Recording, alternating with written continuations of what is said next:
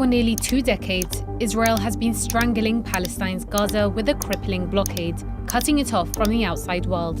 More than 2 million Palestinians, most of them descendants of refugees from the 1948 Nakba, have been living under this crushing siege, which disabled Gaza's economy, as well as constant threats of annihilation, with Tel Aviv periodically mowing the lawn and striking Gaza in 4 wars since 2007 alone. With limited resources, the political party Hamas governed the besieged enclave since it was elected in 2006.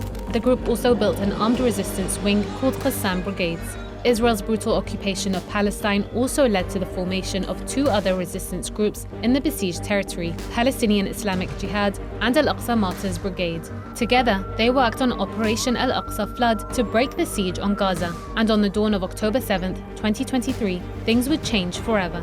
This is a timeline of events from that day. Palestinian resistance groups jointly broke out of besieged Gaza and entered Israel. Resistance fighters on motorized paragliders were reported near the Netiv Hasara settlement. Palestinian resistance pushed deeper into Israeli territory, taking captives and clashing with Israeli forces. Tel Aviv mobilized its air force and began bombing Gaza.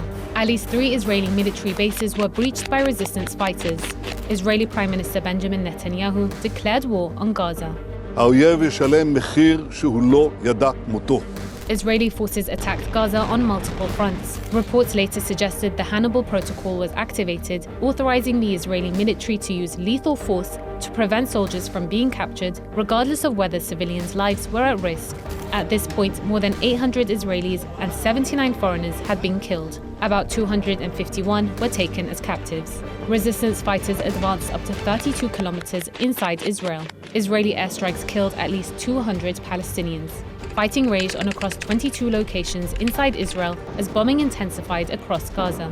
US President Joe Biden issued his first statement. The United States stands with Israel. We will not ever fail to have their back. 2 years later, the official recorded death toll has surpassed 65,300 Palestinians, most of them women and children. 48 captives remain in Gaza, including 2 American citizens. At least 33 are confirmed dead, many from Israeli airstrikes. Nearly all of Gaza's population has been displaced, many multiple times. Israel now stands accused of genocide, war crimes, and breaking multiple international laws.